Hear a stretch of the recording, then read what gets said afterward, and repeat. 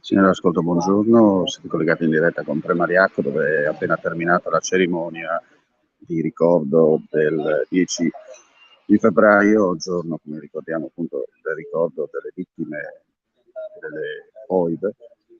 Siamo ancora qui parliamo ancora in bassa voce perché stanno terminando gli interventi da parte delle autorità presenti. Dopo dovremo sentire anche il vice sindaco Ermacora, Demis Ermacora, in rappresentanza dell'amministrazione comunale, presenti oltre al comandante dell'Arma dei Carabinieri della stazione di Premariacco, anche il consigliere regionale Elia Miani, autorità civili. Andiamo a capire bene cos'è oggi, questo 10 febbraio, soprattutto perché ci troviamo qui in questo parco.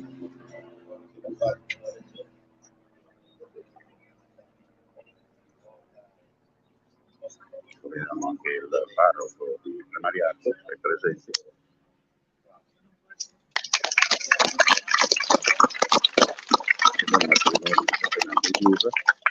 Sentiremo appena il sindaco, ecco qua, il vice sindaco si sta liberando in questo momento.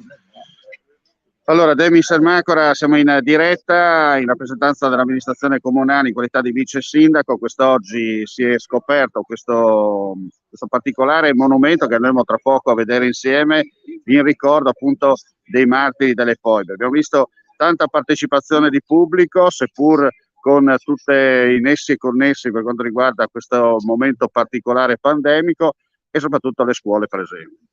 Sì, abbiamo voluto dedicare questa area, diciamo, come monumento delle foibe, affinché, diciamo, le nuove generazioni possano avere un segno tangibile di cosa è stata la storia e soprattutto, diciamo quello che si è verificato nell'Istria e Dalmazia, e diciamo quindi l'esodo e anche quali dei nostri concittadini italiani abbiano subito in quel periodo, diciamo, queste, diciamo, atrocità. E questo, diciamo, monumento che noi oggi abbiamo voluto scoprire, quindi dedicare alla comunità di Premariacco, a tutta la comunità del Friuli Venezia Giulia, è quello per ricordare e con ricordo poter, diciamo, non sbagliare più come è successo nel passato. Certo. Abbiamo una descrizione di come erano fatte le foibe e diciamo quanti morti poi sono stati, diciamo, uccisi nelle diverse, diciamo, foibe che abbiamo rilevato. Soprattutto mi permetta di sottolineare, dopo il periodo chiaro lockdown e via dicendo, finalmente anche in presenza, no? In presenza, e soprattutto sottolineato gli alunni delle scuole qui di Premariacco, per testimoniare e anche loro ascoltare le parole, no? Di alcuni esuli e non solo, che in questo momento, in questi 10 minuti, hanno ricordato tantissime persone che sono morte ingiustamente, perché dare una giustificazione non può esserci, che sono finite per non si sa per quali colpe all'interno di buche e cavità carsiche.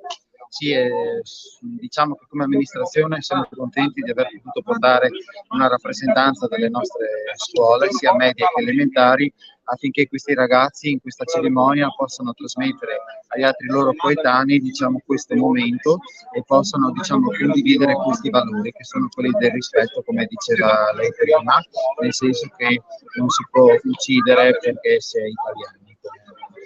Comunque vada, indifferentemente dalle razze o dal colore, non si può giustificare la morte di persone che non hanno nulla a che fare magari con dei delinquenti e via dicendo. Andiamo vicino a vedere un po' il monumento Ermacora, giusto così se lo spiega. Ci avviciniamo, proprio siamo in diretta, scusate, proprio siamo in presa diretta, pardon. E allora andiamo a vedere un attimo in presa diretta il monumento. C'è questo vorrei passare la parola Michelutti, all'assessore Michelutti in questo che è caso. stato colui che ha promosso, diciamo, l'evento e tutto quanto. Beh, questo è un mosaico, è un simbolico, in cui si vede la mano che spunta dalla foiba, che la foiba è un buco sul terreno carsico, e sventola la bandiera italiana per far semplificare che loro, nonostante tutto, si sentivano e sono sempre stati considerati italiani. Certo.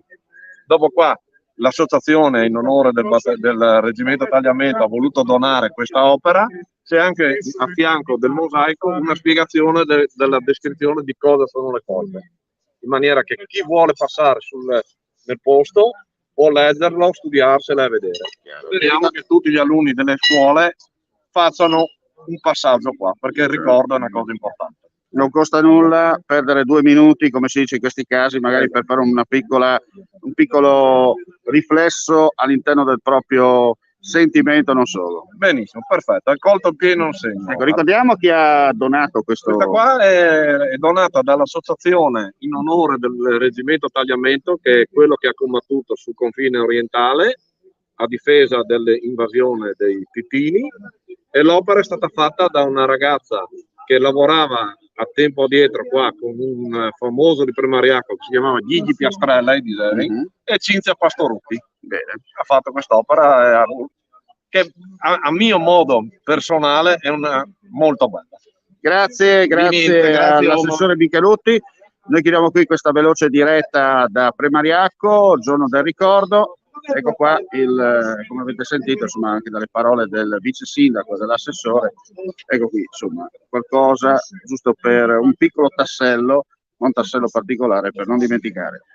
È tutto, non resta che ringraziarvi per la visione e l'ascolto, e vi diamo appuntamento chiaramente per le news sul nostro sito friulitv.net. Per quanto riguarda il nostro audio video giornale, invece, intorno alle 13 saremo in diretta con voi, anche perché ci sono parecchie notizie in arrivo per quanto riguarda incidenti e non solo in Friuli Venezia Giulia. Grazie ancora e buona giornata a tutti e buon pranzo per chi in questo momento magari sta spadellando in cucina.